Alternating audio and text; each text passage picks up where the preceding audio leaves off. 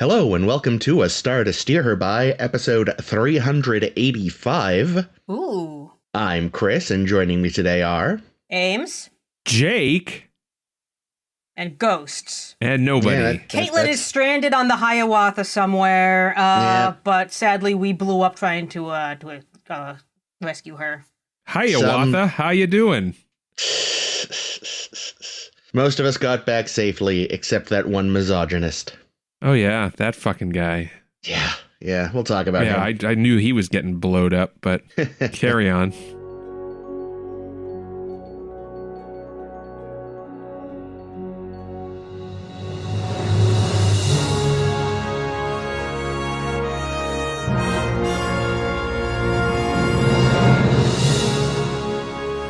So yes, what the hell are we talking about? Well, the hell we are talking about is Season 2, Episode what? Yes, Season 2, Episode 1 of Discovery, Brother. Not to be confused with Brothers. Mm-hmm. A wholly different episode. Yep. I mean, look, they've had, how many hundreds of episodes at this point? There's only so many words. It's dumb. You can combine words, True. That's the beauty of it. Is this the one where Michael Burnham gets remotely activated, takes over the ship, and flies to Sarek's house? Yeah, meets Dr. Sung for reasons. Yep. There's always a Dr. Sung somewhere. For some reason, in this one, she plays Sarek. It's weird. Yeah, strange. So yes, what actually happens in this episode? Well, what actually happens is we pick up right where we left off. The Enterprise is there, and her communications aren't working. And because Star Trek, Morse code! And they're like, hey, can I pop on over, says Captain Pike.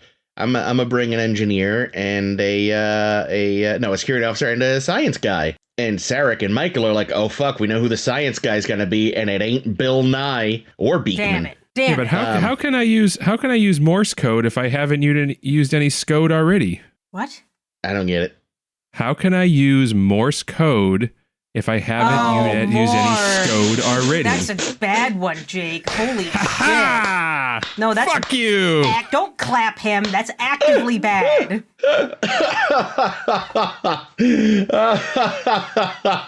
What a delight. Is it? I don't like it. To me it is. What the hell was I saying? Oh yeah, so they come on over and it is Pike and it is Nan and it is some blue shirt that isn't Spock. Connolly, this dick. Yeah, I like how they Connolly. introduce it as a science officer. Yeah. And that when he beams aboard, they hyper focus on his ear so you can see it ain't pointed. Anyway, this is taking far too long. Right-clicking accident. They're like, look, the Enterprise is being sent to investigate these crazy space signals from space, but then everything broke, and you're the only ship in the quadrant, so I'm gonna take over instead of whoever the hell was waiting for you on Vulcan. So they go, they look, they reenact the space skydiving scene from Star Trek 2009. We get to the Hiawatha. We find Jet Reno, who is an engineer who has been keeping people alive with duct tape and gumption and sass. Yeah, so much sass. Yeah. We get back to the ship. Everything's fine. In a B-plot, Stamets, there we go. You got it! I'm so proud. Stamets reveals that he has been offered a teaching position at the Vulcan Science Academy, which is fucking shocking, because, they really would invite a human? Wow. They've progressed. Especially this human. Yeah. Yeah, so many emotions. But, and he's like, I see Hugh everywhere, until he's like, don't leave, and it's kind of sweet.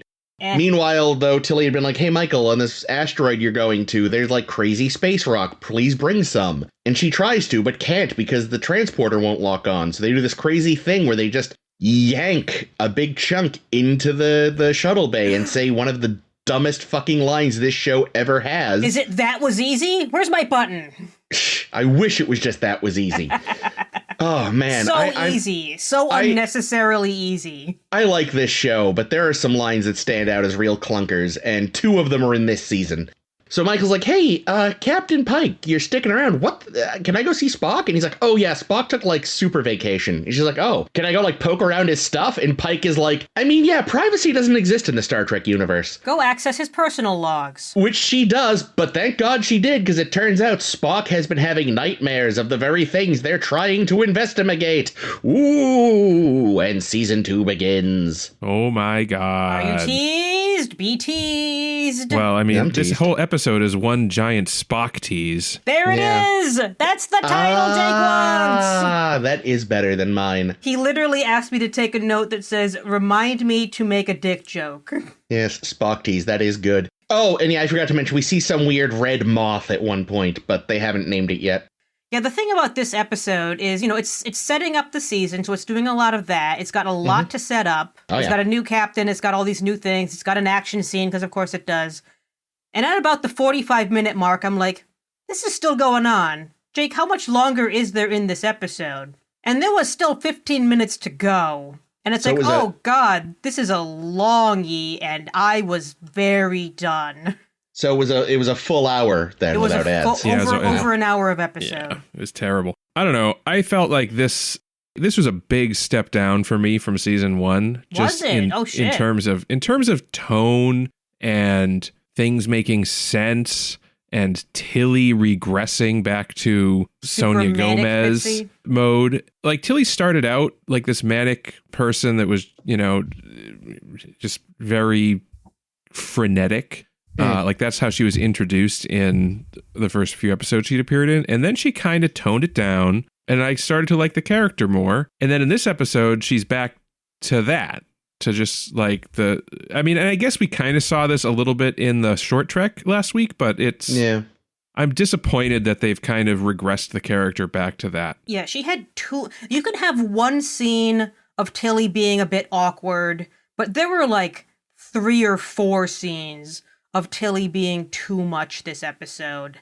Like there was the scene with her at Stamets in which it's so awkward that I cringed throughout the entire scene because it was the two of them. Science, so yeah. awkward. I mean that's a different scene, but yeah, science. And then there's fuck yeah or whatever it was. And then there's her trying to take Pike's handprint on the thing, and I used the word pinky in front of you, and that's awkward. Tee hee, aren't I cute? And I'm like, no, it's not cute. I'm so done. And then we have the science fuck yeah scene, and I'm sure there was another one. I liked her telling Michael, bring me back a cool rock. That was fine. More like that, less at 110%. Yeah, exactly. I thought her scene with Stamets I liked her scene with Stamets. I felt like they were both so awkward.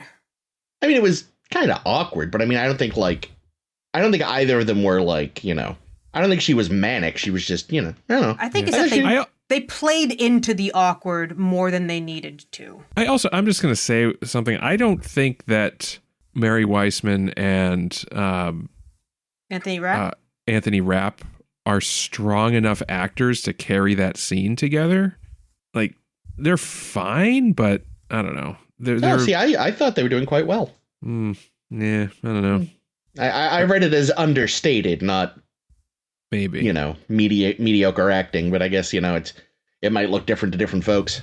I wouldn't say mediocre. I just think maybe it's less even the actors and more just the characters are just like Stamets. I've never cared for. He's just kind of an asshole. It's hard for me to give a shit about him. And like Tilly, especially in this episode, is, back to manic mode where I'm just like, okay, I'm just going to roll my eyes back and not pay attention. So maybe it's less on the actors and more on the characterizations. Maybe. But I didn't love it either. What's kind of funny, too, is I feel like the scene with Pike, I realized, feels different in retrospect than it did live. Because, like, she's all, like, tittery and weird around him, which now, in the age of post this season and Strange New Worlds exists and people fucking love Anson Mount, like, it feels meta, but then you realize, wait, this is before that existed. But was he one of, like, the top captains when they showed the top captains on the screen last time? Yeah.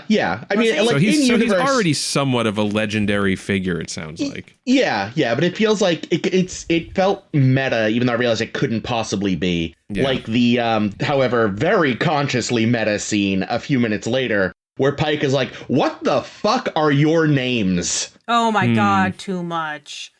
Yeah. You can just tell that that's a response to people between seasons saying, "We don't know anything about the rest of the bridge crew, please fix it." So just having a roll call to appease the fans felt obvious. Speaking of appeasing the fans, I didn't write it down, but did anybody clock Pike's fortune? I did. Yeah. And it was, did anybody happen to... I didn't write it down. It was something about being in a cage. But it was a fucking cage reference. Yeah. See, I didn't mind that because, they're always going to, like, the whole fortune cookie, you can read whatever you want into it, is always going to be how you use those kinds of tropes. Like, this one at least was worded in a way that felt kind of fun. Yeah. Well, okay, so let's talk about Pike a bit. So this is canonically, I think, after the events of the cage. Oh, yeah. Yes. So that's fun. Now, this is our third, technically fourth, but let's just say third actor to play Pike that we've seen. Are we not counting Greenwood, or are we not counting the guy with the? I'm not counting Melty Face. Okay, poor Melty Face. Well, because he sat in a chair and beeped. Great performance. But yeah, I mean, just comparing Greenwood and Jeffrey Hunter and this guy, what's his name? Mount Anson. Yeah, so I don't know, based on this episode, because I know we have more personal experience, not personal, but we have more lived experience with this Pike. But just based on this episode, what are your thoughts, if you can? Immediately likable, great first impression. Yeah, and I think what's nice is there's a little bit of that, the one thing from the cage that we have is, like, when we meet him originally in the pilot, like, he's a guy in the middle of a huge existential and career crisis. Mm-hmm.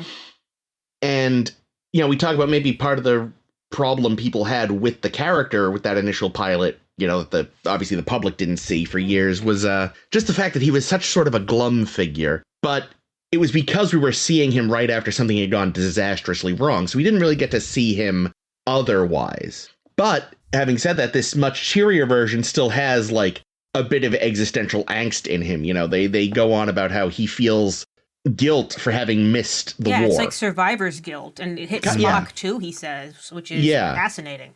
So, like, there's aspects of that Pike floating back there, but it's not the whole of the character.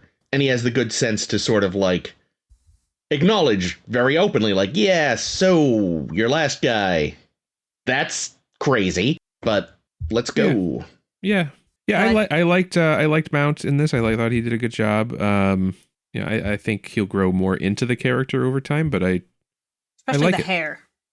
Yes, the hair will grow. It's funny. I remembered, obviously, he wasn't as peaky here, but I forgot how much darker his hair was. So we didn't meet our present day Spock.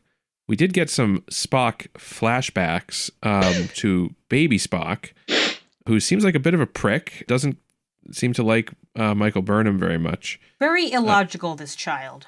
Also, like, can I just say, casting note, could they have found a child that looked less like any of the Spocks? Any of the Spocks. I feel like, so Leonard Nimoy is obviously the template Spock, but then, you had Quinto in the Kelvin films, who was cast, I think, in many ways as here's an actor that looks kind of like Leonard Nimoy might have looked.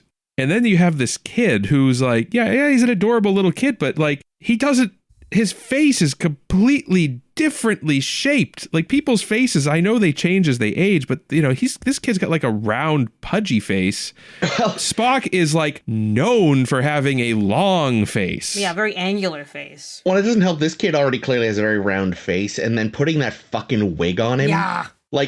That, like, his head is practically a sphere because of the wig. It doesn't help.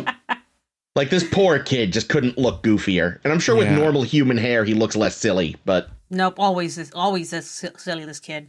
Yeah, I'm sorry for that kid because, I know he's just a kid and it's not his fault. He got miscast, but like, man, it took me right out of it when they showed him. I was expecting, someone that looked believably like they could have aged into like the kid, what we think Spock should look like. The kid from 2009 was probably closer, than this kid.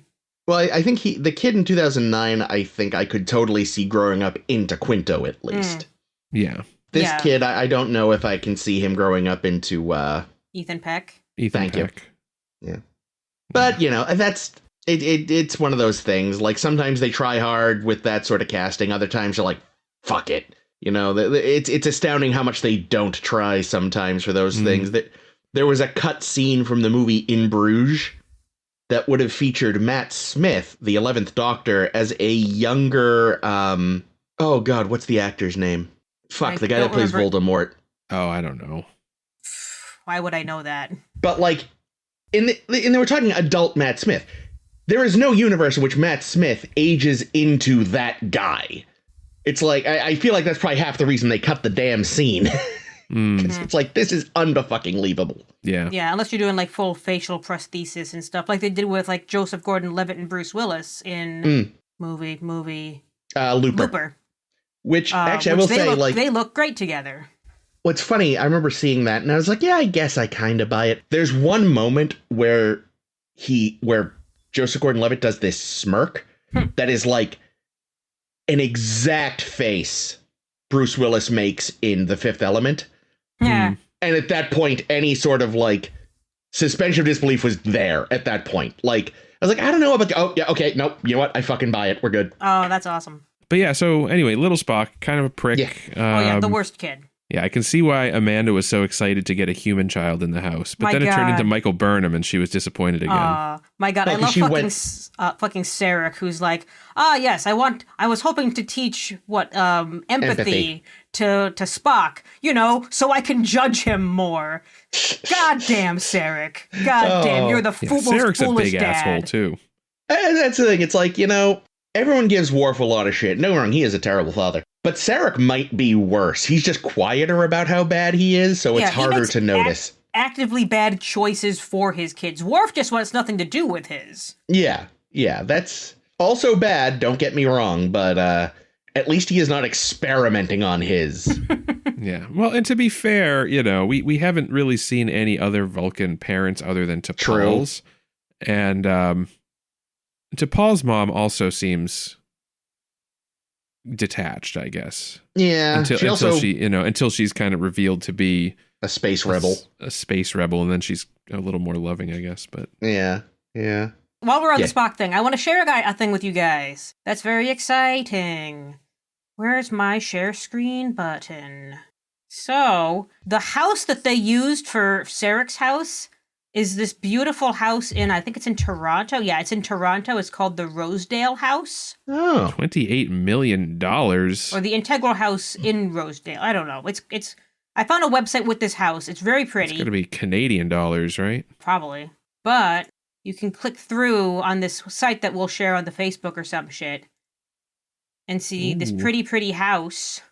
That's a nice house. Yeah, they did the filming here. They have creepy clown paintings now. Oh yeah, clown paintings I could do without. I hate that. And I'm not even someone who's afraid of clowns. Those are just unsettling clowns. Yeah, but I love how it's so many curvy windows and shit. Yeah. When you first see Spock's little Spock's room, I'm like, holy shit, this room is way too big for this kid and very illogically kind of set out. He has his fucking desk in the middle of the room. What kind of fucking idiot are you, Spock? But the rooms are all huge, so there's nowhere else to put shit. This bathroom blew my mind, because my first thought was, wait a minute, what's this tiny shower on the counter? But no, this is the floor. That's the tub. What looks like should be a sink. The tub is a giant sink. A tub. I thought that was a sink. What the fuck? Yeah, looks like if you asked an AI image generator to create a bathroom. Right?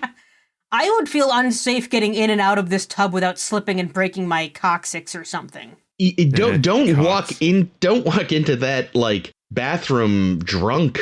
It needs a guardrail.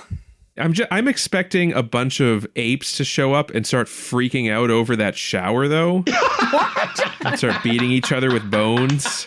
Oh, because it's like an obelisk? Yeah, it looks like the fucking funny. thing from 2001. Oh my god, money does not buy taste. Yeah. No. I'm also thinking, like, you couldn't have a kid if you lived in this house because the first time they hit a baseball through one of those windows, that's another $28 million to replace. Yeah. Well, but maybe a Vulcan kid. You can have a Vulcan kid in this house because, they will have no fun. Well, they always sell it, though. They got a fucking Lambo in the parking lot. My God, that is... I had no idea it was a real building. That is something. Yeah, that's pretty nice. Canada, well done. Yeah, so cool filming location there. But yeah, Spock's room, I also thought was like, what? This is just to have like a ton of room because you have this room and you needed him to have this dragon, which for like the hottest second, because I forgot what little prick Spock is. I was going to be like, do you like dragons? And he's like, nope, this kid's just being a dick and like trying to like scare his new foster sister away. Yeah. What an asshole. That was one thing, which again, time, this is just the reality of the situation. But one thing that took me out of it a little was the fact that, this is the same actor, as far as I know, who played Little Burnham last season. Oh, I don't remember. And she has gone through a growth spurt. So she is somehow taller than she will be in the future. Yeah. It's the gravity on Vulcan. Yeah, right. There we go. Squished her a little. So we got our, speaking of pricks, Connolly? Oh, Conroy? God. What the fuck was his name? Connolly? What Evan a dickhead. Connolly. Speaking of meta.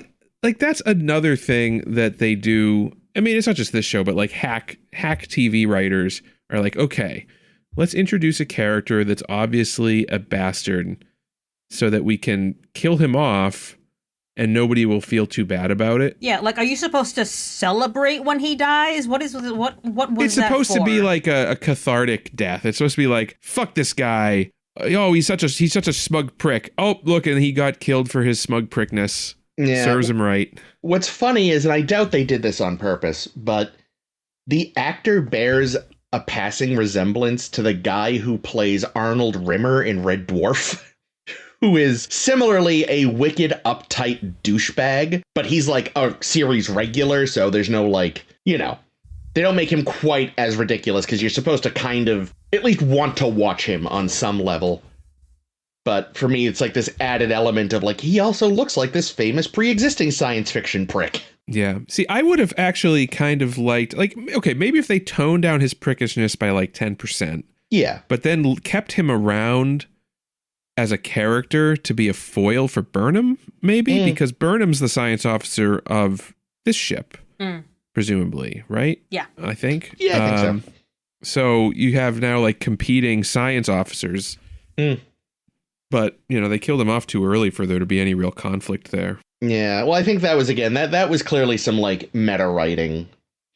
He is the personification of bad faith criticism of this show. Yeah, I can see that. When it came out, like, the thing is, obviously, again, no fucking program is above criticism. But there's, this was definitely had so much bad faith criticism hurled at it before it had even aired by, the usual internet douchebags. And he was clearly meant to be a stand-in for them. And let me tell you, the standard internet douchebags picked up on it and were very mad the show killed them. Yeah, that's why I feel like just killing him off in a way that felt like they were they were having a laugh was probably they definitely were. Was not a great way to do it. Like, if you're going to create a character that is the embodiment of people who unfairly criticize your show, then you have a conversation with him. Then you show him coming around. You give them the chance to come around and understand. Or, alternately, just don't Star bother. Trek. Don't bother. That'd be great too. Because again, I've often complained about, how do you have a good, a real conversation with someone who's bringing bad faith arguments? And I think sometimes the answer is just to don't. There's no winning those people over. Out of the comment section. I'm going to sound a little bit like a conspiracy theorist here. Ooh, I love it. I have an idea. I have a theory on the bad faith criticism. bad faith criticism. Bad face. Jesus. They might have a bad face. Bad face.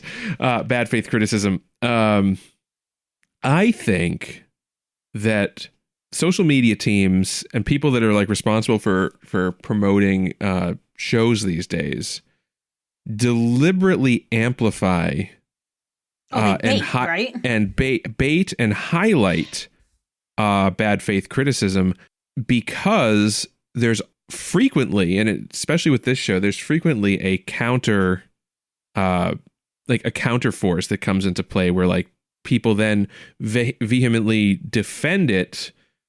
And you can see this then with Section 31. And then it muddies the waters, because you can't tell, because it muddies the waters around criticism, because now it's like, okay, are they criticizing it because they're, an incel racist, or are they criticizing it legitimately? And then you end up in the situation where any criticism is instantly dismissed as, oh, well, you just don't. And I think it actually serves to, I don't know. It stifles legitimate criticism, which I guess they might want. I mean, it's actually probably a really good social media strategy, right? Because in the end, you get new viewers that are watching the show. You're getting engagements. They're supporting the show to spite the incel racist bastards.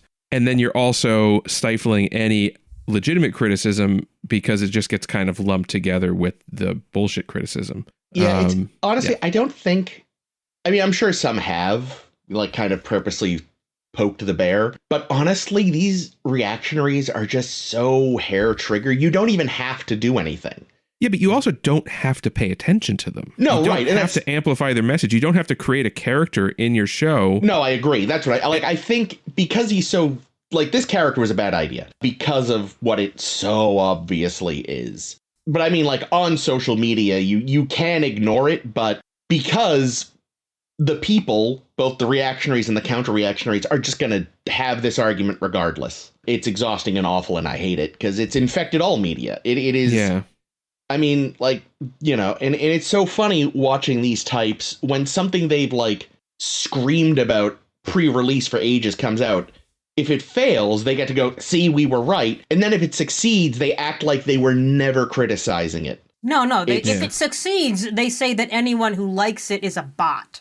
True at first, but if it does, like a good example is Baldur's Gate 3, which the so-called anti-woke crowd like was screaming and having fits about, and now they act like no, we always said it was good. It's ridiculous. Yeah, well, I think the prime example of this is the Ghostbusters remake that they did. Where which one? Feige one, I imagine you're talking about. Yeah, the all-female Ghostbuster remake. Where I'm not convinced that whole movie wasn't just created as bait for assholes. Because as soon as they announced it, people started going nuts. And then that created, again, that entire counter-reactionary force that really promoted the movie. And I know a lot of people, I'm sounding like Trump with a lot of people, but I do know. I knew a lot of people that probably wouldn't have bothered with that movie, wouldn't have gone to see it, that did go to see it as a fuck you to the reactionaries. And I think it actually, in the end, probably ended up helping that film's bottom line, the outrage. Yeah, like that one, because again, I think it was made from a genuine place. They did, again, add like a little scene to kind of mock the guys, which, again, like, just ignore them. Yeah, that was a movie I would have seen regardless, because I used to fucking love Ghostbusters. I wanted it to be way better than it was, unfortunately. Like, Liz, our frequent guest, nailed it. The main problem with that film is the editing. It doesn't trust the audience, so it, like, gives too long of a beat after every joke as, like, a, get it? Oh, no. And I think that's not good. And I think if you just trimmed those extra beats, it would have been much, much better. And I haven't seen any of the legacy sequel ones, because they are so obviously just let's pander to the worst fucking fans, and it's like... Anyway, this isn't a Ghostbusters podcast. Yeah, Star Trek. But this is part of that whole atmosphere this fucking show has been created in, and everything's awful, and I'm always sad. Another issue I had with this episode of Star Trek is, I don't know. I don't know if there's a phrase for it. I'm gonna call it the Transformers effect, where Have you ever seen the Transformers movie with No. Shia LaBeouf? Okay, well, Okay, I was like, wait, which the show, the cartoon, the Bay films? Like, I'm being actually quite literal here because the problem I have is that everything transforms. Oh, yes, yeah. Literally transforms. And there's like stupid shit that does not make sense in this universe. So like, okay, I'm going to list the three that really stuck out to me. The fucking weird, stupid elevator that turns. Oh, the corkscrew that rotates floor. as it goes down, and it only goes from one floor to another floor.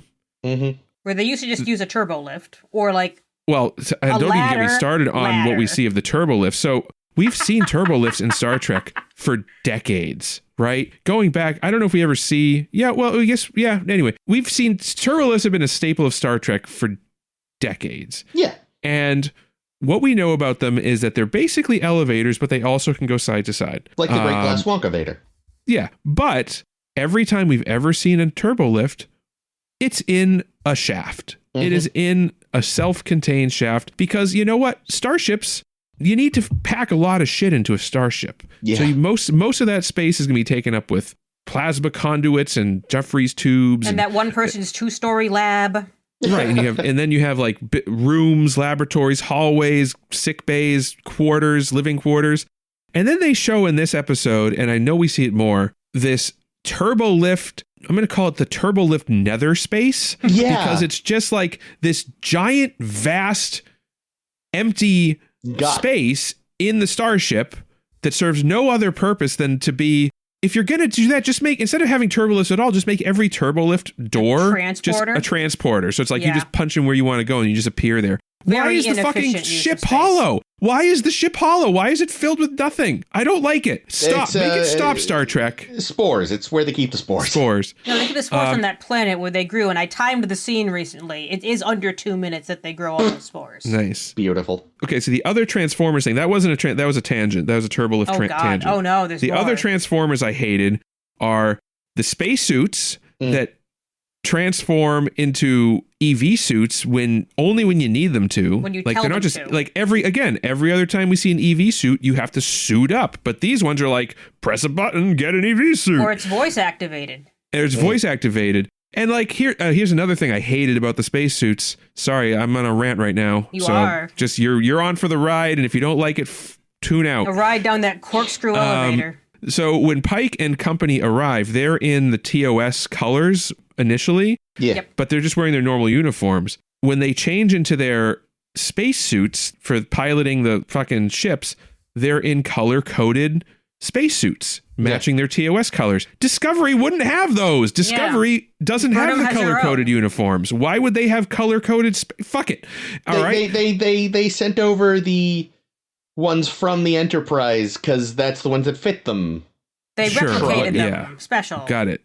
Because here's the thing. There is a sudden jump from we have 5 hours to we have less than 2 hours. So in that 3 hours, they sent those suits over. I got nothing. There you go. And then the last Transformer that I fucking hated was the asteroid net thing that just like, you know, it like in like half a second.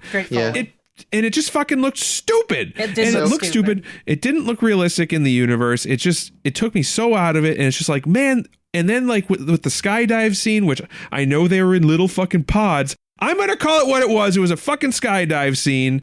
And you won't convince me otherwise. Oh, no, it was definitely like it was so. It was shot for shot. Invoking that scene. And it was shot for shot, that scene. Someone tell me why they had to fly through at fucking light speed through these asteroids. Because that's instead exciting. Of going safely, slowly.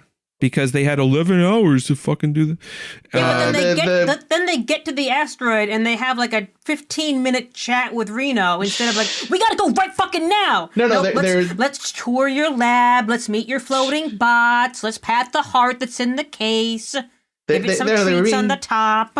They're being pulled by the fucked up gravity. Yes. Oh, sure. I'm sure that's what it was. But anyway, yeah. So like, I don't know. I think my biggest criticism of this episode, it's just trying really hard to do movie level shit. Oh, they were very actively doing movie level. But this is the season that they switched to 2.39 to 1 aspect ratio to specifically look like a movie. And like I know the producers and everybody told each director, make it look as much as possible like a movie because we want people to think they're watching a movie. But here's the thing, you don't have to do, like, can you imagine how fucking expensive it must have been to animate Pike's suit as he's walking down that hallway and he takes it off and he has to hit the button. Incredibly expensive. Because like, you know that he was never actually in the suit. So the whole suit must have been CG for that whole shot, because then he takes it off, he turns it off and it disappears. So like, you know that like they had to animate live and like glass with reflections. And it's just, I'm sure that was a cost a fortune to animate Pike's EV suit in that scene to have the seamless, take it off moment as he's walking. Yeah, it means that the like sequences like that it just feels like everything in the scene is a cherry on top until your entire scene is nothing but cherries on top of a scene that I would have probably liked on its own if it were just kept simple. Yeah, it's just it's a tech demo. It's not there's like this episode was probably, you were complaining that it was so long. I think the reason this episode felt so long is because they spent a lot of time just showcasing tech, and the skydive scene took for fucking ever. It could have been a 40-minute episode and been more dense with story and content. It was already dense with story and content. It was, but there was like, they didn't need all the extra shit, all the extra cherries. Yeah, I think so. For me, like, the suit was like fine, whatever. Maybe it was in the chair, and then the helmet goes into the backpack. I'm like, all right, that's a stretch, but I'll buy it. But I will say I was very conscious when the asteroid catcher was opening. I was just like, it's still open. Oh, that, okay, and that that's scene, big. The asteroid catching scene felt to me identical to that spore growing scene I alluded to before, in that it was the thing we needed to do. Literally 1 minute later, we did the thing that was supposed to be really hard. Congratulations, everyone. Math for president. Yeah, no real tension there. It's like, in that case, Michael could have just brought it back with her. It would have been the exact same result. And but then we wouldn't have gotten that amazing line about math. Oh, God. Well, speaking of which, like, okay, I get it. Math is great. We have the technology. But at the same time, I fucking hate this math. Whole, we're going to catch the asteroid by flying in front of it and then slowing down and letting it coast into the shuttle bay. Why couldn't they just use the fucking tractor beam? They have a tractor beam. Why are we doing it this way? This seems like the harder way. It's because it's not baryonic matter. Wouldn't have worked. But they catch it in this net, which is obviously just a form of tractor beam. It's so I don't understand. It doesn't make sense. Which, by the way, I did look it up. Baryonic matter is a real thing. Oh, that's fun. It's like regular matter, basically. Yeah, like made of baryons. The majority of known matter is made of baryons. I didn't understand most of the article. There was a lot of very big technical words. Was there a reason when they're in this dense field of debris and asteroid and shit that they're like, oh no, we're gonna get hit by the things, that they weren't shooting them with phasers? They're little fucking jump pods that apparently Michael Burnham invented or something. They didn't have phasers. I don't fucking know. No, I mean the ship. The ship itself. No, that I think does make sense for a couple of reasons. One, these little things are zipping around. It's already dangerous. You don't need phaser fire happening. No, the pods. I didn't say shoot the pods. I said shoot the asteroids. Right. But if you shoot the asteroids, the pods are zipping. It's going to make aiming difficult. The real issue, though, too, is like you've already got all this stuff floating around, zipping around at God knows what speeds. We know, as we see, like these little pods can only take so much damage. If you're blowing up the asteroids, you're going to have debris flying fucking everywhere and just making things worse. Yeah, but then you clean it up and then send your fucking little zippy ships. Oh, you meant do it before. Yeah, that would have made sense. Yeah, there's a thing in this is real, right? So it's called Kessler syndrome. So, in orbit around Earth, there's thousands and thousands of satellites. Yeah. Now you think, okay, orbit, like that the shell of orbit around Earth is quite large, so there should be plenty of room for satellites. But if you really think about it, like satellites all kind of have to be at about the same height depending on their function. So like communication satellites are pretty low, and there's a lot of them. And they all have to be, you can't just put things anywhere in orbit. They have to be in specific orbits depending on their function. Yeah. So there's actually not as much space in space as you think. And because we just keep putting shit up there, and for the longest time, we haven't really been focusing on what happens to it when we're done using it. Like in theory, you should deorbit it, meaning just like let it burn up in the atmosphere. But that didn't happen for a long time. And even today, I don't think it happens a lot. But I think generally you're supposed to have a plan for how to deorbit your stuff. So anyway, there's just a lot of shit. Yeah. And it's happened, and it will continue to happen, where stuff in orbit collides with each other and does exactly what you were saying, Chris, where it blows apart into many tiny pieces. And then each of those pieces becomes its own piece of debris, which collides with other things. And then in this Kessler syndrome is basically a chain reaction where at a certain density of space debris, these collisions become sort of self-sustaining to the point where it totally fills, orbits with debris, and it gets as bad as you cannot launch anything through it, because like if you're trying to launch a rocket into space, you need a clear path from the ground to space. You're right. You don't want to go through a cloud of debris, because that's just going to destroy your rocket. Yeah. So it could this Kessler syndrome, if it comes to be, it could very well like stop humanity from being able to send stuff into orbit for decades. That's very good for the rest of the universe. Yeah, probably. Not us, but fuck us. We ruined everything. Oh, we're the worst. We are the absolute worst. No hope for us. No, fuck us. I had a note, speaking of shit they had to CGI onto actors as they're walking down hallways, and that was that. So we have these new shiny uniforms for the Enterprise crew. This is what the fucking Discovery uniforms should have been from the fucking get-go, but, whatever. But I guess the designer didn't realize, on Discovery, because these are basically just, recolored Discovery kind of shapes, but Discovery's rank insignia is in their combat, or in their badge. Mm-hmm. And these uniforms, the Enterprise uniforms, have the kind of more classic-looking badge, doesn't have their rank in it.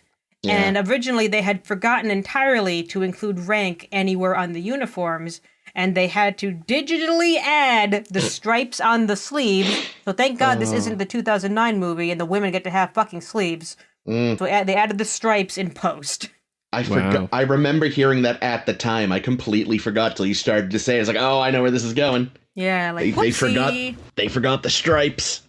Well, I think the rank in the fucking badge is in the tiny dots on your badge are impossible to read. Yeah, that's a little tough. Oh yeah, it's a bad idea. You have to squint at everyone you're talking to. A commander, nice. Well, that's why they had to give the captain special shoulders so that you at least knew who they were from a distance. Okay, so in addition to fuckface McBlowsup, we also get a new character introduced. I don't know if she got a name, but I didn't pay attention to it. Non.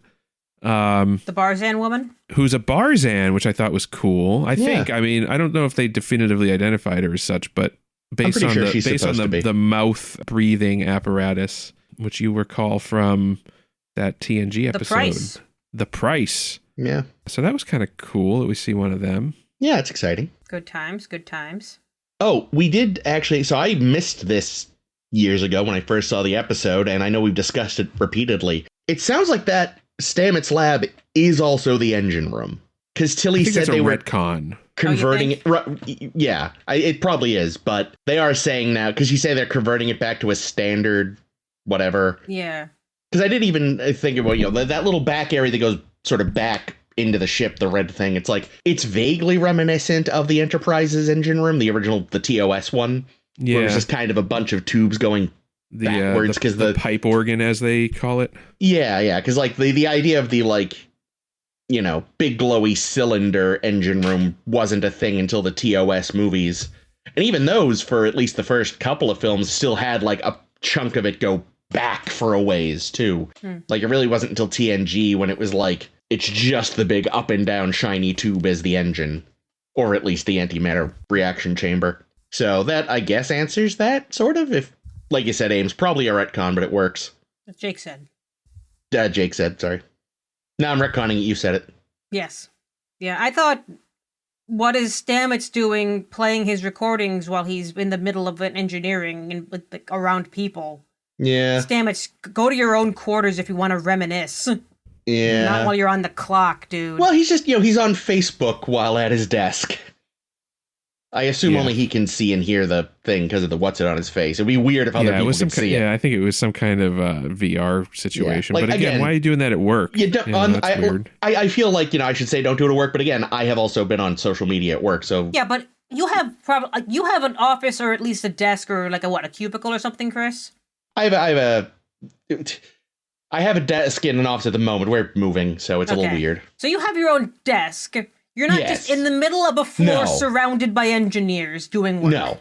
No, I am just being silly. It is a little weird that he's doing that. Speaking of engineers, know, before we get to that, we do know that Hugh Culber, whose actor's name is gone from my brain. Wilson Cruz. Wilson Cruz, thank you very much. That he is in the opening credits cast now. So so that's cool. So it means that they're going to be doing more with him. Yeah. Man, it must be tough to be in a relationship with somebody named Hugh and not constantly going, love Hugh. Oh, icky. If anyone is going to not do that, it's Paul. Oh my God. Probably. So Paul That's why Hugh loves him. Hugh. Paul was telling Tilly about I wrote it down, Caecilian opera. Oh my God, that Hugh has brought up before. This is how the two of them bonded, because Hugh was big into Caecilian opera. And I think Caecilian opera is a fucking war. Like, that is is a fucking crime. Like, we should not be friends with these people. I mean, I wonder how many, people aspire to that position. It can't be many. Yeah. So just to make sure I've said it out loud on the podcast in case people are wondering, Caecilian opera singers train their whole lives for one song and then kill themselves on stage. And people go and see it. Like, Hugh goes and sees it. Hugh, don't go and see it. Yeah. Never go to these operas. Hugh is fucked up. It's a little weird. I don't like Hugh as much now because I don't like him supporting that. I mean, I give them credit for creating a culture that feels genuinely alien, because I hear that and I go, that doesn't make sense to me. These people are as or more fucked up than the Half-Life people. Okay, well benefit of the doubt here. Let's say that let's say this, maybe, and we didn't get enough context. Maybe it is something that you just do at the end of your life. No, they said they only train for this one performance, right? Yeah, I guess. I don't know. He did say it's a specific type of so it's not like all the singers. It's this specific, I think a diva, he said. So it's like Plava Laguna there, except she didn't intend to die. Yeah. But anyway. It's bizarre, but also again, I like that they're this is weird. No, it's not going to make sense to you as a human being. Yeah, I just don't like that Hugh's into it. Yeah, if it were a different opera, if we had been seated in season 1 when he talked about opera all the time, if it had been I really like Andorian opera, and then this is when we learn what Caecilian opera is, and he just happens to know what it is because he liked opera, but he's not going and seeking it out, that'd be one thing. Yeah, I don't know. It didn't bother me. It really bothered me. We've been talking a long time about this thing. Let's talk about something else. Let's talk about Janet Reno. Wrong one. Right. Oh, yeah. Why the fuck is it Jet Reno? Because I can only hear her name and think of Janet Reno. Tig Notaro requested it be Jet Reno. She had a different name initially. Well, if the answer is no, because the audience is going to think of Janet Reno. Wait, what was her original? That is. Oh, you don't know who Janet Reno? Janet Reno was the Attorney General under Bill Clinton. Sure, I believe you. She rather infamously was the Attorney General under Bill Clinton who oversaw the Waco massacre. Okay, I was 10 years old and didn't follow politics. Yeah, well, fair, but it's okay. So anyone who's over a certain age and paid attention to politics, I don't know. I just feel like picking. She's also notable as being the first female Attorney General of the United States, so she's actually kind of like a trailblazing person in a sense, for better or worse. So I don't know. I feel like picking a name that is so similar to the name of a quite famous public figure, maybe not the best choice, but whatever. We got Janet Reno. What do we think of her? Well, so What do you happen to know what the original name was? Oh, I don't have the page open. That's fair. Yeah, no, she's great. It's refreshing to have someone who's just kind of a person in Star Trek. Yeah, that's true. I don't know. I don't know how much I love Tig Notaro in this role. I'm just gonna say it. I don't know. I think I need to see more. I like Tig Notaro. I think her sort of like, because her comedy and the way she does this character is very much just Tig Notaro. It doesn't feel like a character that's got much beyond I'm Tig Notaro. From the line delivery, which is very Tig Notaro, just sort of that dry, deadpan delivery of everything. It just feels like Tig Notaro. I don't know why they didn't just call the character Tig Notaro. Because I found the name. That's what Denise. it is. Yeah, they should have just called it Tig Notaro because that's what we got. You say that like it's a bad thing, though. No, I'm not saying. I'm saying it's like, I don't know. I feel like it feels like a cameo by the actor, and less like we're going to create an interesting character. It is an interesting character. She kept all these people alive using engineering because the human body is but a machine, and she understands machines. Like that, I thought was very cool. Yeah, that was clever. To show that she is so resourceful as an engineer that she's able to keep people alive, though she is not a physician. Very cool of her. She creates all these booby traps around. She creates these floating robot things, which a little silly, but fine. I accept that they can be silly because she still also thinks that they're at war. Yeah.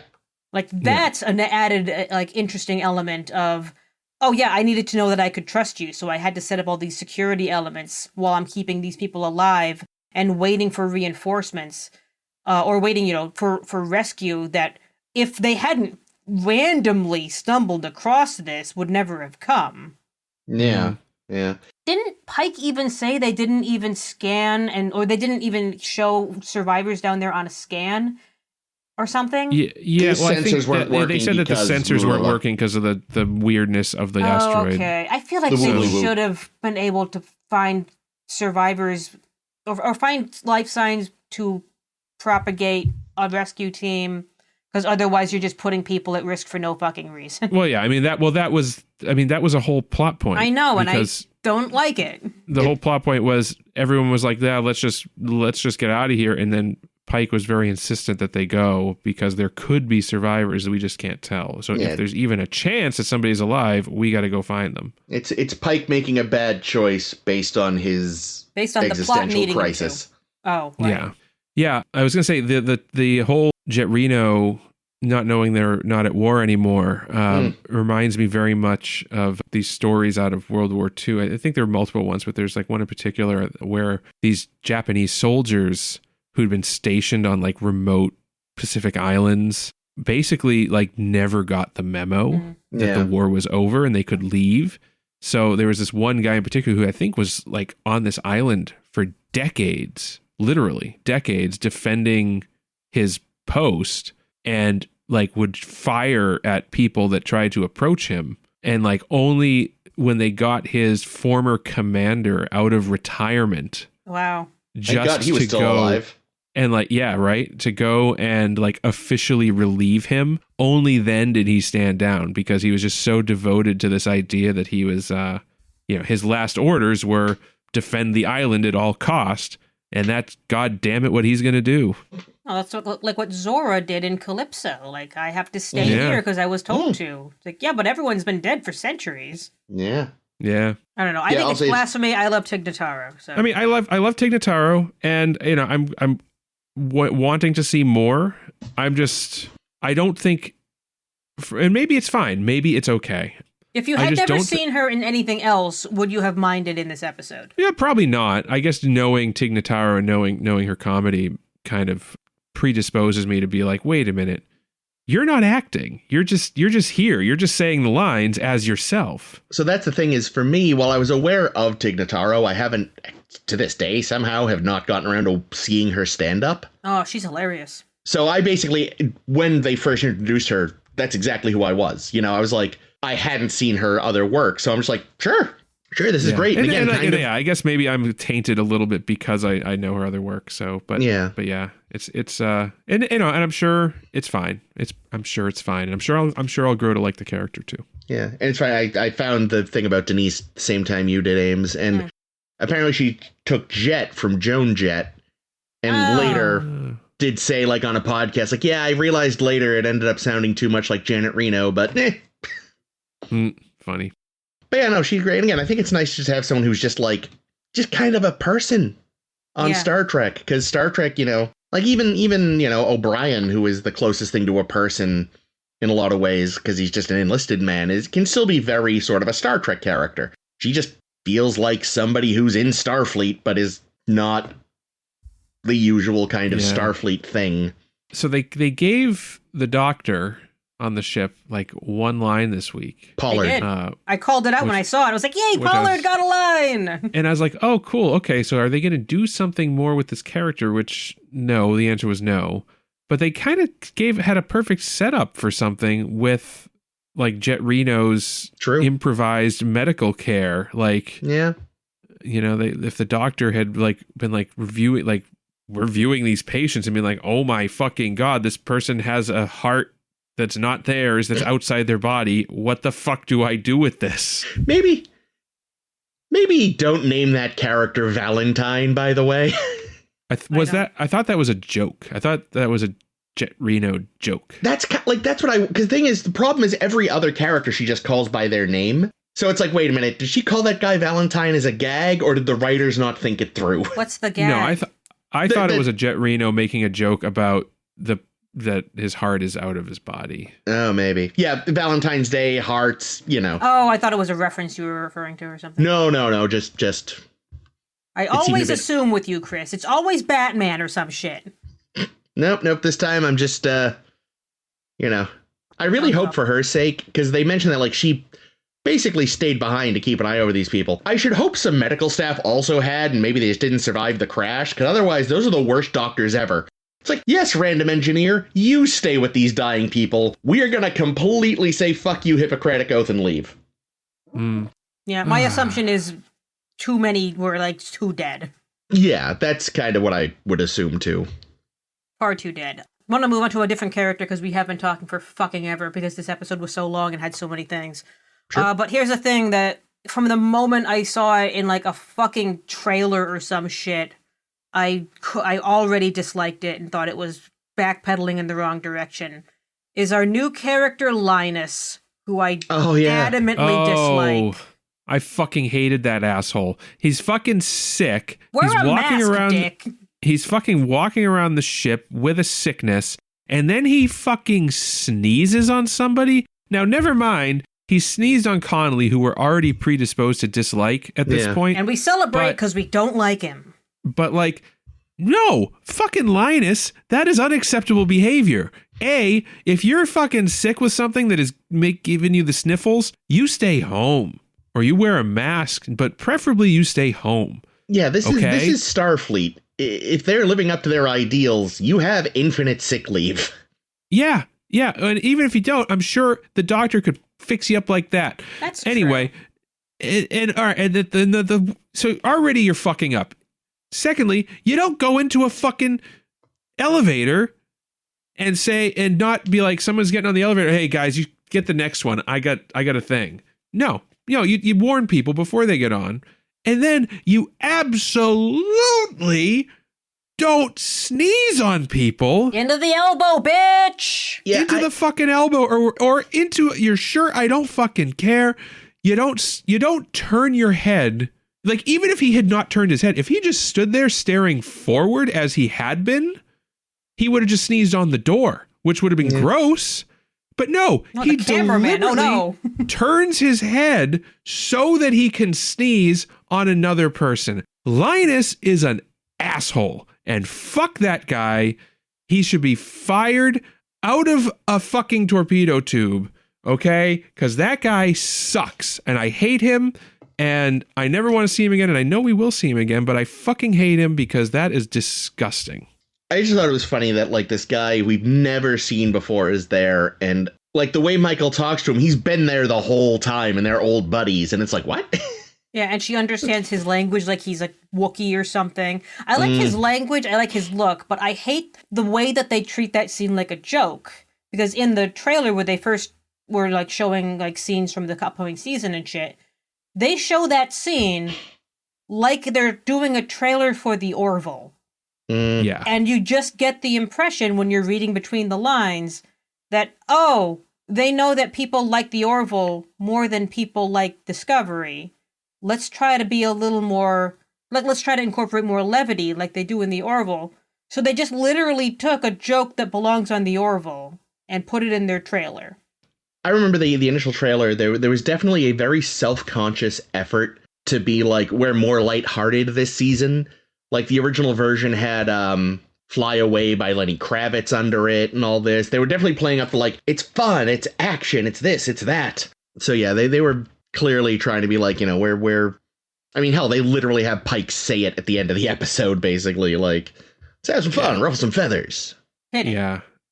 Yeah, and like, I think you're absolutely right, Ames. I think this was totally, that scene was totally a response to the Orville. Like, if you just copy pasted that scene and put it in the Orville, I would buy it. There are very similar scenes in the Orville, and I just think, like, honestly, it needs to be a better scene then. If you were gonna do it, I don't think they should have done it. They should have made a fart joke. They should have had him fart. No, because that's worse. The fucking no. It's way worse. It's absolutely worse. But that's the joke that works in elevators because farting in an elevator is a thing. But see, that punishes everyone. We just want to punish Connolly. But the thing is, if you're gonna like, everybody farts. You can't control sometimes if you gotta let one rip. All right. Maybe Linus' species farts all the time. But having him be sick and sneezing on someone makes me think that he's a fucking asshole and I hate him. So get rid of it. Just get rid of the scene. Because also, think about this. The useless scene, we didn't need an elevator scene. No. Because it also gave us the terrible fucking ethereal ether space, nether space elevator shafts, which we don't need ever. And how fucking expensive was it to animate Linus? Right, because he was partially CG. He had the nictitating membrane thing going and everything. Like, that couldn't have been cheap. I mean, he was probably mostly practical, though. So I'm sure it was a mess, but they definitely had to animate those eyes. Yeah. That's for sure. Or build an extremely expensive animatronic, which I'm sure they didn't do. No. But anyway, I had fun. I mean, yeah, it's I fun. had niggles, but overall, yeah.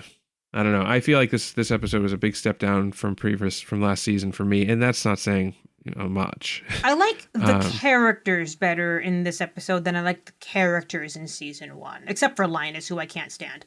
But like watching Michael and Sarek talking about how, oh yeah, it sucks that we fell out with Spock, and Michael says something like, she blames herself, and that's a curious little bit there, and I kind of like this is a new layer on their relationships. Like, that can be fun to explore. I do think that it's super cop-outy as fuck to, like, already include Spock in the show. But what are you going to do? It was kind of... Even though I wrote down who it was, but I don't have it in front of me. One of the showrunners basically said, like, oh, yeah, we're never going to have Spock in the show. Season 2, here's baby Spock, and we're definitely going to see big Spock later. Wink, wink, don't you know? Oh, God. Well, it was like... back when they first brought back Doctor Who in 2005, someone said to Russell T Davies, like, oh, are you going to bring back the Master soon? He's like, what? The Master? No, he's too camp. I'm never bringing him back. And then when they brought him back, like, oh, of course I'm going to bring back the Master. What the fuck are you talking about? I was just pulling your leg. Yeah. Yeah, I don't know. I didn't think it was terrible overall. I think I have a lot of niggles with this episode, though, and I think my biggest complaint can really be summed up is they really Abrams'd the fuck out of this episode, and I didn't like it. It is very... Scale it back, is what I say. Scale it back. Just get back to what they were good at, which is storytelling and character shit. We don't need all the extra... Yeah, we don't need the rotating floor. We don't need all these cherries on top. We don't need, like, the ever-expanding turbo lift. When the thing that I am actually interested in are the characters. Yeah. Yeah. And the cast of the characters. The people that they cast in the roles of the characters. I feel like they did a pretty good job. Oh wow! As they have done on previous series. Jake found. I was wondering how you were wording that sentence, but you figured it out. You figured out how to get into our blogtivity this week, Jake. Yes. All right. Well, folks, I'm taking the reins, I guess, for a couple of weeks. Mush puppies. This season we get our new Captain Pike. We're gonna get new number 1 and new Spock. Those aren't spoilers because they were in the trailers back in the day, and so. Ames is like, hey, does anyone have ideas for things you want to do at some point? I said, well, hey, what about fantasy casting? So, and it is very much fantasy casting. We're recasting the various Star Trek series with you don't have to worry about you'll see. We're casting people from all over time and space. They may or may not still be among the living, depending on what people have chosen. The only special rule this week was no Kelvin actors. So no, basically saying, oh, yes, this other alternate actor that already had the role. That obviously will not be a consideration. That's not creative. Yeah, that's not a consideration for any other series, obviously, because the others have not been remade or recast. We'll have to get Caitlin's from her separately. But hey, now you have to go to the blog. Didn't she say she sent it to you? She said she was going to send it, but I don't think I have it to you. All right, we're back. A lot of stuff just happened. So I'm not sure exactly what I was able to edit, but I will be presenting Caitlin's cast. She did send it to Ames. Okay, so we've got Caitlin's fantasy cast for the original series. First up, Anson Mount as Captain Kirk. Wow. Caitlin. I don't, obviously I can't speak to her justifications, but I get it. I see what she did there. I mean, I guess if he hadn't already been Pike, he could probably pull it off. I prefer his Pike, to be honest. I'd be curious what he'd do with Kirk. Oh my God, wow, Caitlin. Okay. Is this her whole thing? She has cast I don't know. She's just casting other Star Trek actors. It's a good joke. I like it. As Mr. Spock, which he could again, do it. She's not wrong. Would he look good? Oh, no, because we've seen him with the Romulan haircut in Unification. That's true. We have seen him looking Vulcan-y. We know he can pull it off. Ah, okay. Peter Falk as Bones, which I could see that. I mean, Bones is now, a New Yorker, but it's still, I could see it. But cantankerous as fuck. Yes, and especially if you've seen stuff he's in other than Columbo, he can definitely dredge up some cantankery and other things. Let's see, we've got David Tennant as Scotty. Oh, that's cute. He is also Scottish, right? He is going with an actual Scot. Yes. Wow. So what's funny is we'll get to mine. I also wanted an actual Scot, and I was like, well, not David Tennant, because that's just too obvious. Well, I'm glad Caitlin went with it then. I enjoy David Tennant, but I don't necessarily see him as Scotty either. Mr. Sulu, we've got Dean Fujioka. I do not know who this man is, so I cannot help you either. He looks like a Japanese man. He is very pretty. He is quite pretty. I like his hair. Dean Fujioka. I'm going to look him up real quick. I don't know what the hell she knows him from. He is an actor, singer, songwriter, musician, model, and director, producer. Has he been in anything I would know? Probably not. She watches a lot of like anime and shit, or what? K-dramas and Japanese rom-coms and stuff. So he might be from one of those. We will have to ask her next time we see her how she knows him. I don't know him, so I cannot help. Next. Is that Gina Torres? I was going to say that looks like Gina Torres. That's a good pick. For Uhura. Yeah. That's a good idea. Good job, Caitlin. I had actually considered her as well, but am saving her for something what I feel is a different choice down the line. Oh, I'm excited. I do like Gina Torres. She's quite good. And Tudyk. And Gina's former TV husband, Alan Tudyk, for Chekhov, which is an amazing fucking choice, actually. Oh, I love it. That's a really good choice. I like that. That's fucking perfect. She nailed it. Because I told her, I didn't tell her who I picked, but the one I had the hardest time with was Chekhov. And I'm not entirely I don't dislike my choice, but I wish I could have thought of someone better. And this is better. I think that's a great choice. Because he's so fun. Chekhov just has to, Chekhov is you kind of need someone with comedy chops to play all the kooky Russian shit. Yeah. That's perfect. That's great. I like it. All Good right. job, Caitlin. Who is next? I can go. Go, Jake, go. All right. So for Captain Kirk. Oh, he's got transition effects. Oh yeah, I did transitions because I don't want to spoil it. Well, I told him I did transitions, and he wanted to get on that. I did. I only added them because Ames. All right, so these I'm going to let you know these are somewhat unusual choices. Ooh, go for it. Are they all Muppets? Here we go. I hope they're Muppets. Close. I am not going to lie. I strongly considered. What the hell? So I have Danny DeVito. Yes, specifically as Frank from It's Always Sunny. I put those in there so you would know what character they're playing, but and that's also where I got this screenshot from. The picture's where perfect. where he's pretending to be a sea captain. Oh, cute. So there's Danny DeVito as Captain Kirk. Yay. Oh my god. All right, now for Mr. Spock, Danny DeVito as Frank from It's Always Sunny in Philadelphia. What's his name in this character? Oh, is it like Ongo Bongo or something like that? I can't remember. Yeah, this is the art critic character. Kooky art critic. God. As Mr. Spock. All right, moving on. We have Dr. McCoy. Here. We have Danny DeVito. Oh, Dr. Mantis Toboggan, I see. Dr. Mantis Toboggan from It's a great Always show. Sunny in Philadelphia. I really need to watch it. I think you would like It's Always Sunny because it's satirical. So I'm sure even if it's I would. cringe humor, it's hilarious. Yeah. Oh my god. Mantis Toboggan. This one here, our next up we have from Mr. Scott.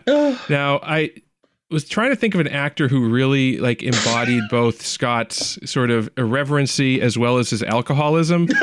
So I had to go with Danny DeVito from It's Always Sunny in Philadelphia. That's great. The screen grabs are the best part. So if people aren't watching along on the Tumblr, like go there now. The link is below. Oh. Follow these along. It's very funny. Oh my god. Now, oh dear. Tell me it's boat Captain One. I was also having some difficulty finding someone for Sulu, but I think I came up with a good choice, remembering Sulu's combat training and things that we know about him. So I went with Danny DeVito from It's Always Sunny in Philadelphia, specifically Danny DeVito handling a large knife. Oh, not the one where he started blasting. Yeah, no, I went with the large knife because of it's like the sword, yeah. As we know, Sulu is fond of swordplay. Well, he's also fond of guns. We know that. This one was tough. Trying to find someone who really captured Uhura. This is bad, guys. I'm sorry in advance. This is bad. Is it a bad one? I went with Danny DeVito. No! It's Always Sunny in episode was that?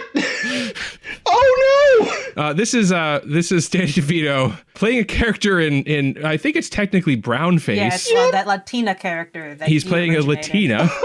God. It's not great, guys. I'm not gonna lie, but I really couldn't think of anybody better. So he's just very versatile. We do love you, Danny. Oh. And then lastly, for Chekhov, we have Danny DeVito wearing a Russian hat from It's Always Sunny in Philadelphia.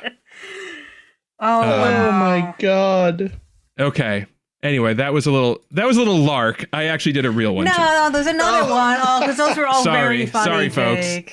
All right, so these are my real ones. Okay. Give me a minute. I'm still Danny DeVito. I'm still recovering. Give me okay. All right. I'll give you a moment. So happily watch that show. How have we not gotten him on Star Trek? Like, we've said this before. Right? He really he needs to get on there. Oh. Okay, so here's the real ones. All right, so for Captain Kirk, I went with Ben Browder. Okay. Good choice. We do love Farscape. John Crichton in Farscape. He's also in Stargate. I'm still very early days in that show, but yeah, no, that totally tracks. Yeah, honestly, I think he would be a good one. And I found this shot that kind of looks like he's doing the exact same pose, except for the chin touch. Yeah. So pretty good. Good on you, Ben. For Spock, I went with Rami Malek. Oh, I love him. Sure. Who played Elliot in Mr. Robot. Again, he was King Tut in Night at the Museum. Yep. Egyptian actor. So fitting. I know. I love that someone was like, "Whoa, why couldn't they get like someone actually from Africa to play a pharaoh?" And they're like, "Rami Malek is Egyptian, guys." They did. I did not know that. And he's so pretty. Yeah. From Dr. McCoy, Kathy Bates. Oh, I like that idea. Yeah, Kathy Bates. That's a good pull. Yeah, I said Molly Brown from Titanic, but honestly, what kind of inspired this, and I haven't seen it, so I didn't want to put it, but the ads for the new Matlock show that she's in. She does seem sassy in that. She seems quite sassy, but she always plays great sass. So I went with Kathy Bates. I think, I've liked her in everything I've seen her in. Yeah, great character actor. For Scotty, I went with, I don't know how to say his last name, I'm going to pretend I know it, and say Daniel Kaluuya, who played Bing in Black Mirror, the episode 15 Million Merits. You might also know him from Get Out. Okay, yeah, so I know I recognize this guy, but not from that. He's not Scottish. I did, and I also considered briefly... He's British, right? He is. I think he's from London or something, but he's definitely not Scottish. But you know what? I'm sure he could pull it off. But he's quite good. Oh, very good. And quite good in that Black Mirror episode as well. It's probably one of my favorite episodes of that show. For Sulu, I went with Karen Fukuhara, who you might know as Kamiko from The Boys. Nice. So I did want to stick with a Japanese actor, and she's pretty fucking badass in that show. So I went with her. And for Uhura, I chose Tandy Newton, nice. Who you'll know as Maeve from Westworld. She was also in Solo, which we talked about.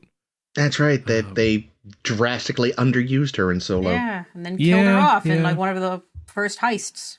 Yeah, she's in a bunch of stuff, but she's really good. And for Chekhov, I went with Charlie Day, who plays Charlie in It's Always Sunny in Philadelphia. I would love to hear that voice with a Russian accent. That must be a trip. Oh, God. I don't know. Holy it might be too much. Shit.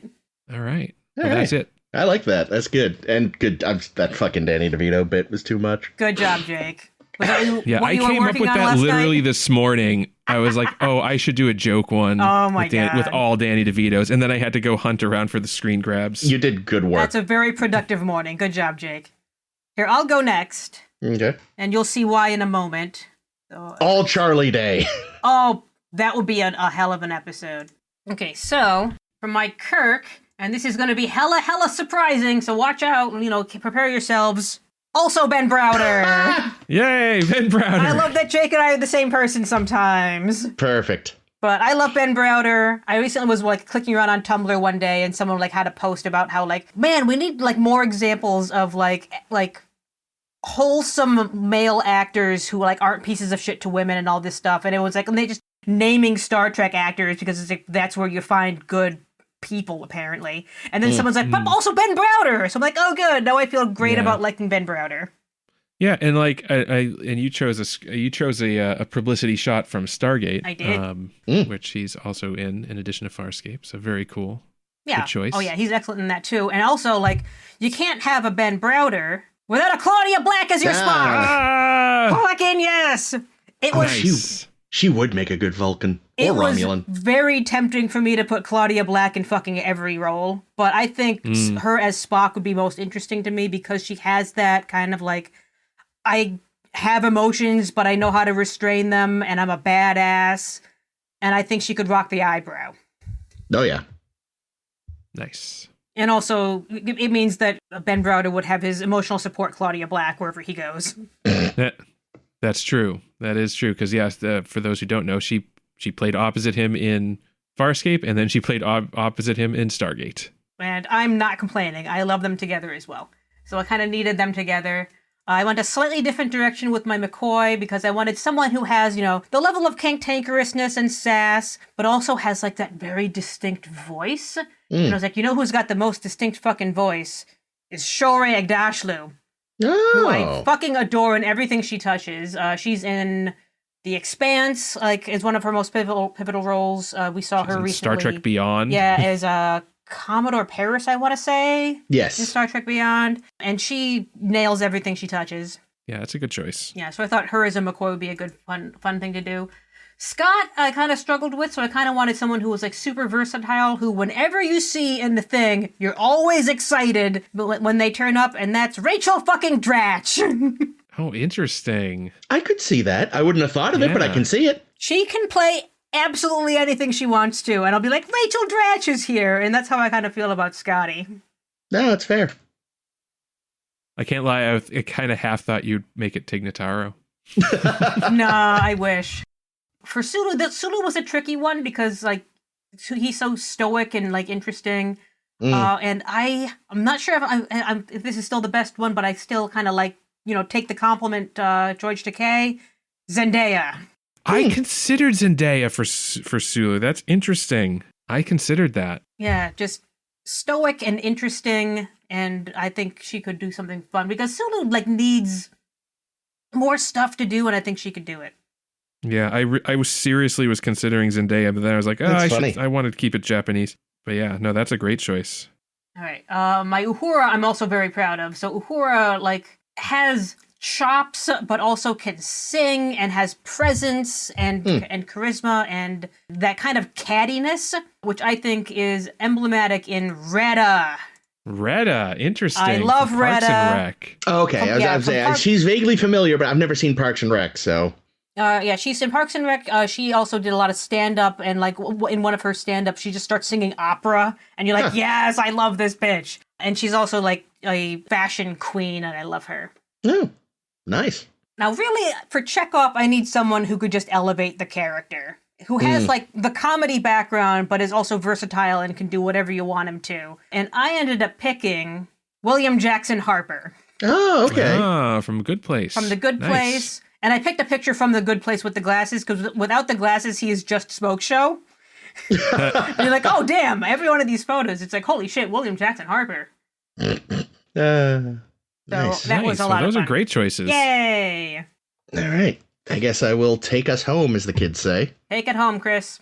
So with mine, I do not have transition, so we're just jumping right into Jumping in. Jim Kirk. I've got Kyle MacLachlan. Ooh, with the hair.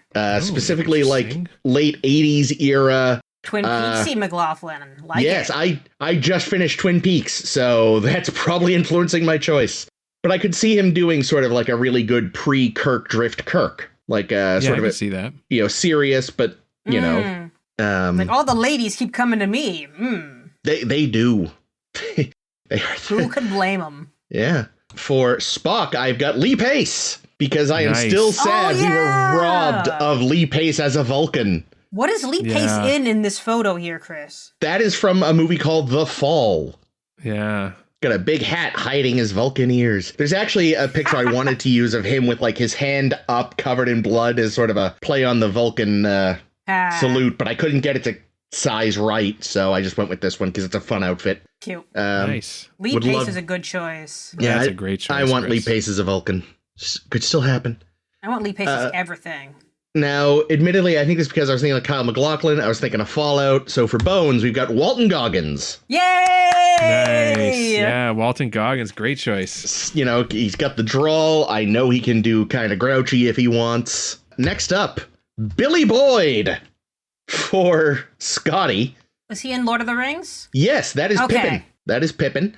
And I thought, he's a Scottish. I'm doing a great job recognizing people. I'm not used to this. Yeah, I was like, he's Scottish, and I know he can do both lighthearted and serious. And I like Lord of the Rings, so fuck it. He gets the job. Found this great photo of him in a kilt. Well, I was looking for pictures, and I was like, oh, wow, he's in red. It's like, oh, and a kilt. Great. We're just got to be this one. Next up. Oh, shit, I blanked on his name. This is embarrassing. It's Asian Jim from The Office. Yes, what's his name? I don't know. I don't know the actor. Oh, my God. See, this is why I put the names on. Oh, it is Randall Park. Randall Park. Now, I'm going to admit, I don't know if it makes a ton of sense, but I just really, really enjoy his work in Ant-Man and WandaVision and want to see more things with him. So I was like, fuck it, he gets to be Sulu. Next up, for Uhura, right? She's next? Yes, Pam Grier. Ah, interesting. Because I was like, oh man, she's got a similar "don't fuck with me" vibe in a lot of her roles. I love her in Jackie Brown. Yeah, and I was like, Jackie Brown. That's what I know her from. Yes, nice. Yeah, well, she was like in a ton of blaxploitation. Yes, films she was. That was kind of where she started to make her. That's where she got her start, and then kind of went from there. And yeah, again, Tarantino obviously hugely influenced by those films, so put her in one of his. Yeah. And then she's great choice. Thank you. And then Chekhov, like I said, honestly, the one I had the hardest time with. I have considered just putting one of the fucking monkeys, but screw it. Matthew Rhys. Remind me. From The Americans. Yep. I didn't recognize him because that's a very young Matthew picture Rhys. of him. I went through a lot of photos of him trying to find one of him young, and I found that. I was very pleased with myself. I mean, he did play a Russian in The American, so there you go. That's literally like it. I was like, I just kept going back to that because I legitimately was like, all right, let me try to find like Russian actors who've worked in America. Let me get a real Russian to play the part. I'd heard of none of them. So I was like, all right, Russian American actors. Didn't know most of them. Anton Yelchin obviously was on the list. It's very sad. And I just kept coming back to Matthew Rhys. And then I thought, well, like, he can do a Russian accent. And I enjoy him as an actor, and I feel like he's got that sort of twinkle in his eye that I would believe he'd be the young, fun Russian officer. See, hilariously, I just threw out the Russian part when I was thinking of Chekhov. Even though that is his one characteristic. Fair. I tried, and it didn't work. So we wound up with a Welshman who played a Russian posing as an American. Nice. Oh, well, this is fun. I'm glad you came up with this idea, Chris, because this is a lot of fun. Yeah, this is really cool. Yeah, no, I had a couple honorable mentions, like other ones that I considered. I hope they don't show up in one of my future pages. Well, it doesn't matter because we're only talking about TOS.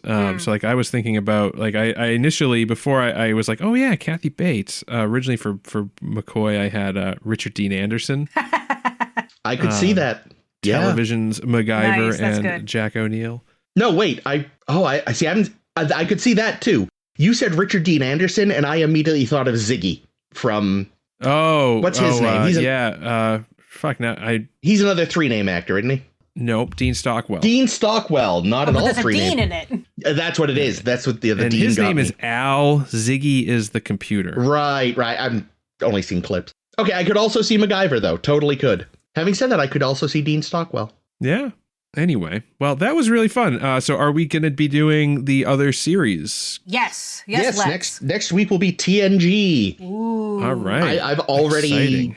So the thing is, as I was going through coming up with people, I've already started making notes for future series because actors would pop into my head and I was like, no, not for this. Oh, but maybe for this. Yeah, exactly. I've been doing the same thing. I'm very pleased with my choice for Data. Well, that has been our show this week, folks. Next week, we will be talking about more Star Trek Discovery in New Eden. There's our next episode, episode 2 of season 3, or 2 and 2, Hands of Blue. That is coming up next time on A Star to Steer Her By, which you can find on the internet at SoundCloud, Apple, this is going well.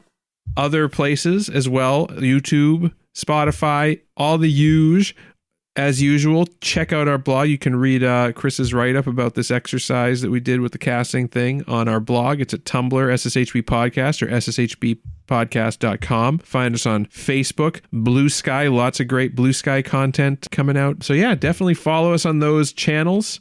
Drop us a line, leave us a rating and review on Apple or elsewhere. We love it. We love you. And we love this podcast. So we're going to keep doing it, I think. I'm not quitting yet. So yeah, next time. This has been Jake. This has been Chris. And this has been Ames. Bye.